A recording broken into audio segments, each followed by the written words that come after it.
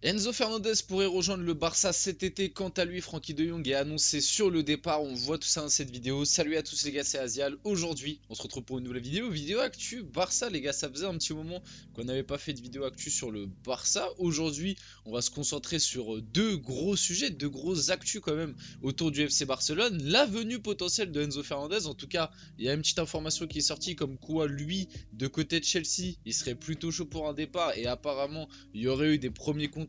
On est juste au stade des contacts, mais quand même, ça peut vouloir dire quelque chose sur la durée. Il y aurait eu des premiers contacts entre lui, son agent et le FC Barcelone. Et de l'autre côté, par contre, Frenkie de Jong qui lui est annoncé sur le départ. Et bien évidemment qu'il y a pas mal de clubs qui sont intéressés, dont notamment le PSG. Donc ça fait petite vidéo actu Barça, mais en même temps, on va parler aussi un petit peu du PSG. On va pas voir que ça, bien évidemment. On va voir d'autres actus sur le FC Barcelone. Bien évidemment, avant qu'on rentre dans le vif du sujet, n'hésitez pas à liker, à commenter, à partager et à vous abonner. Ça fait toujours plaisir et ça aide pour le développement de la chaîne. Et puis on peut y aller dès maintenant. Rentrons dans le vif du sujet. Commençons par Frenkie de Jong. Le FC Barcelone considère Frenkie de Jong comme potentiel gros départ en cas de belle offre. Les Catalans doivent vendre avant le 30 juin parce qu'en plus on va le voir un petit peu plus tard dans la vidéo, mais le Barça a dû très récemment payer encore une fois une amende par rapport à une affaire qui date d'il y a quelques années. Comme quoi, le Barça est toujours pas sorti de, on va dire, de ses soucis financiers et ils ont même des soucis avec la justice qui fait que ça paye encore plus. Donc c'est assez compliqué. Donc voilà, on en est là à ce stade. Donc bien évidemment, Frenkie de Jong n'exclut pas un départ du Barça cet été. Manchester United souhaiterait toujours le signer de leur côté. On se rappelle que l'été dernier quand même, c'était très proche de se faire. Hein. Le Barça était très proche de laisser filer De Jong à Manchester United. Ça parlait même d'une signature avoisinant les 120 millions si je me trompe pas, mais c'est le joueur qui avait refusé. C'est le joueur qui voulait absolument rester du côté du Barça, mais sinon le club était plutôt chaud pour le vendre et récupérer les 120 millions. Chelsea serait prêt à offrir 100 millions. En plus, le truc qui est assez marrant, c'est qu'on va le voir juste après, bah t'aurais peut-être la bascule que Enzo Fernandez pourrait se diriger du côté du Barça et à contrario, il pourrait aller récupérer Frenkie de Jong. C'est quelque chose qui en vrai pourrait se faire. Je pense que ça arrangerait aussi les deux clubs financièrement parlant de faire un échange subtil où en vrai tu mets deux sommes d'argent comme ce qui avait été fait à l'époque entre Arthur et Pjanic avec le Barça et la Juventus, à voir ce qui va se dérouler par la suite. Et bien évidemment, il n'y a pas de réel screen là où il y a info du PSG, enfin il y a intérêt du PSG ou quoi, mais bien évidemment que le PSG surveille aussi la situation de Frenkie de Jong. On rappelle quand même que Frenkie de Jong est un joueur qui a été très longtemps courtisé par le PSG à l'époque. Malheureusement pour nous, en tout cas, il avait choisi le Barça. Il y a quelques années aussi, si je me trompe pas, c'était il y a peut-être 2 ans, 2 ou 3 ans, le PSG avait retenté le coup et il avait décidé de rester au Barça parce que le Barça était plutôt chaud pour le vendre. Ça en vrai c'est une info qu'on voit de souvent passer, j'ai l'impression à chaque mercato estival on la voit passer en mode le Barça est pas contre se séparer de Jong parce qu'ils savent qu'ils peuvent récupérer un billet, alors que moi là je vais me mettre dans la peau on va dire d'un supporter barcelonais ou en tout cas d'un mec qui regarde, parce que je regarde souvent les matchs du Barça, pour moi ce n'est pas du tout la chose à faire. Pour moi, là, tu as deux joueurs qui vont être très bien ciblés cet été. Ça va être Frenkie de Jong. Du coup, comme toi-même, tu es en train de dire, bon, bah les gars, s'il y a une bonne offre, nous, on veut bien le laisser partir. Donc, bah, bien évidemment que les gros clubs, ils vont être intéressés. Parce que Frenkie de Jong, ça reste une base absolument incroyable au milieu de terrain. En plus, il arrive dans la force de l'âge. On va pas se mentir quand même que pour le moment, son passage au Barça, pardon, t'es assez déçu. Mais en même temps, c'est parce que le Barça autour de lui, c'est pas ouf. Mais si tu m'avais dit, quand on l'a découvert à l'Ajax, il avait 20 ans, je crois, si je me trompe pas. Si tu m'avais dit, bon bah voilà, à quasi 27 ans, Frenkie de Jong, bah c'est une Liga. Bah ouais, enfin deux, peut-être, non peut-être deux Ligas, quelque chose comme ça, mais bon, c'est pas beaucoup plus. Bah oui, j'aurais dit, ouais, il y a un petit problème en termes de palmarès. À Frenkie de Jong, je m'attendais à un peu plus vers ses déjà 26, 27, 28 ans. Donc à voir ce qui va se passer. Maintenant, moi, si je me mets du côté du Barça, bien évidemment que je le lâche pas, je le garde. Pour moi, il y a des joueurs dans l'effectif du Barça qui sont bien plus prioritaires à faire partir. Et puis pareil, t'as Araujo qui va aussi être ciblé cet été. Et pour moi, faut le garder absolument aussi de son côté. Il faut absolument pas vendre ce style de joueurs qui, à l'heure actuelle, vont arriver dans, on va dire, le prime de leur carrière et qui, en plus, ont cette attache particulière au club.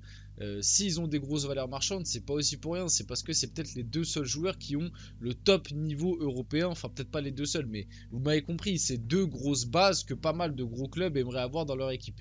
Enzo Fernandez veut quitter Chelsea et c'est offert au Barça, l'Argentin est sous contrat avec les Blues jusqu'en 2032. Bon, comme je vous l'ai dit, à l'heure actuelle, c'est qu'au stade de, on va dire, discussion, voilà, sans trop d'avancement. Je vous le dis direct, à part si il y a un accord entre le Barça et Chelsea pour, comme je vous l'ai dit juste avant, le Chelsea rachète Frankie de Jong et en contrepartie le Barça peut faire une offre à Enzo Fernandez. Je vous donne un exemple tout bête, hein. Chelsea pose 150 millions sur de Jong et en contrepartie le Barça, je sais pas, envoie 80 ou 100 millions sur Enzo Fernandez. Bah, le Barça sera gagnant dans l'histoire parce qu'ils auront récupéré 50 millions en récupérant un joueur, Enzo Fernandez, quand même si je l'estime un petit peu moins fort que De Jong, mais Enzo Fernandez en plus c'est un top milieu, et en contrepartie dans les budgets financiers des deux clubs, ça va un peu rééquilibrer, parce que si vous ne savez pas, dans le monde du foot, enfin même pas dans le monde du foot en fait, comptablement parlant, quand tu vends un joueur, la vente est comptée direct dans tes finances, alors que quand tu achètes un joueur, elle est comptée sur son année de contrat. C'est pour ça qu'Enzo Fernandez, il a un contrat de 7 ans avec Chelsea, ou 8 ans même.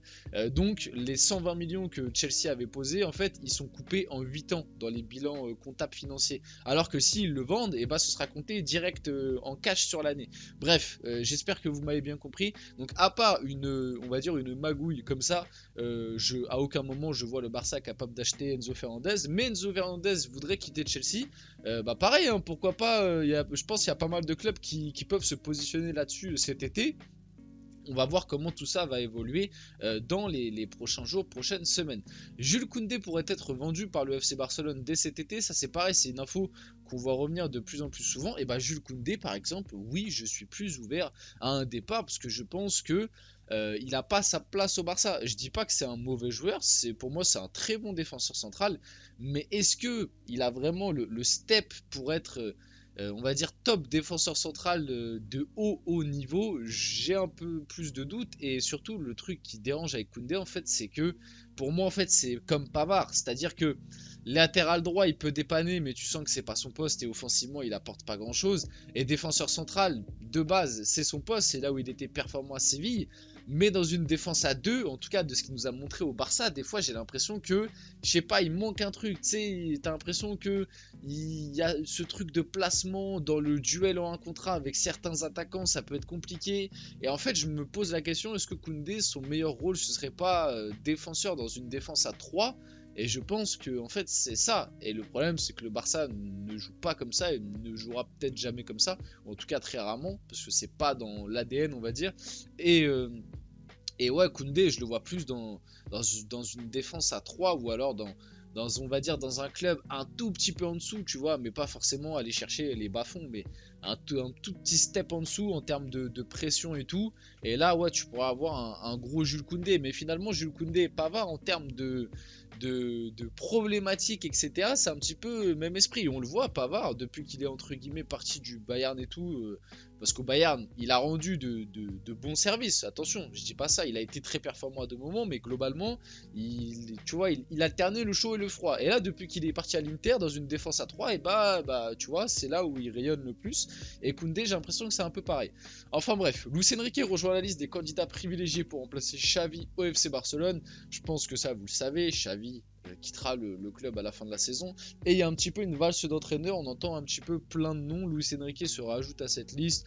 Dans les noms qu'on entend, il y a du Klopp, du Hansi Flick, du Nagelsmann. Il y a aussi, juste après, la transition est parfaite, du Xabi Alonso. Il y en a plein. À voir, Luis Enrique, est-ce que je le vois quitter le PSG? Je ne sais pas. Après, on sait que il a une affection pour le Barça et tout, donc peut-être qu'il pourrait quitter le PSG pour relever ce challenge. Je sais pas à l'heure actuelle. Moi, j'aimerais bien le garder du côté du PSG pour le moment. J'ai pas trop de trucs à dire là-dessus, mais voilà, à voir. Xabi Alonso, j'y crois pas.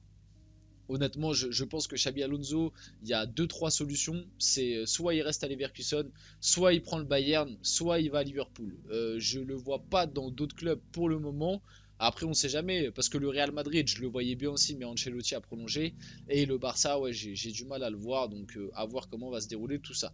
Et pour finir la vidéo, le tribunal national a condamné le FC Barcelone à payer 23 millions d'euros pour avoir versé frauduleusement des sommes d'argent à des agents de joueurs au cours de la période 2012-2015. Le club devrait faire appel, mais pour le moment, le FC Barcelone est contraint de payer cette amende de 23 millions d'euros, et c'est pour ça que je vous expliquais un peu plus tôt que le Barça était dans l'obligation de vendre, et financièrement parlant, ça va pas de mieux en mieux, on va pas se mentir. Bref, on va finir cette vidéo actu sur le FC Barcelone là-dessus. J'espère que la vidéo vous a plu. Si c'est le cas, n'hésitez pas à la liker, à commenter, à partager et à vous abonner. Les gars, c'était Asial et on se retrouve très rapidement pour une prochaine vidéo.